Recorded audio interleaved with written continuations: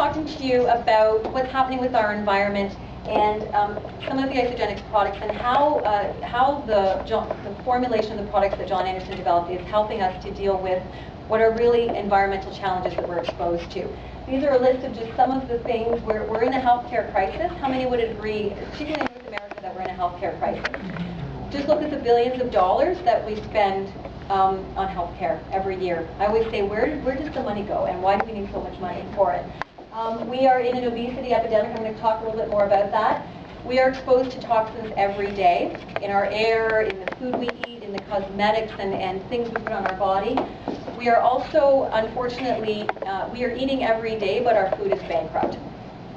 And on top of all of that, so our bodies are really dealing with a lot of stresses, and the reality is that the majority of North Americans, unfortunately, are dealing with tremendous financial stress. We're just coming out of a recession, but even before the recession, we were hearing all sorts of news about credit card debt and how most people cannot, stop working for more than a week, 4 weeks, and they can't afford to pay their bills. So we're under a lot of stress. We're experiencing a dramatic rise in autoimmune diseases.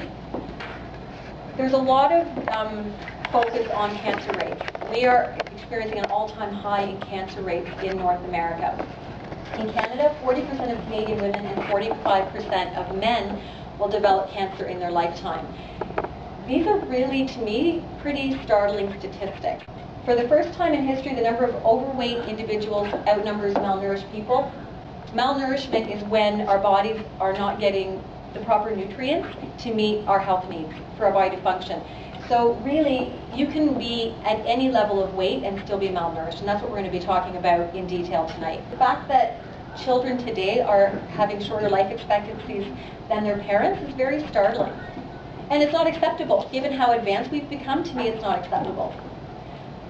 So this is a really important question. Is our immune system impacted by something that we're taking into our bodies, or is it impacted by something we're not taking in? And according to the researchers at the Harvard Symposium, it's both. We have to be looking at both.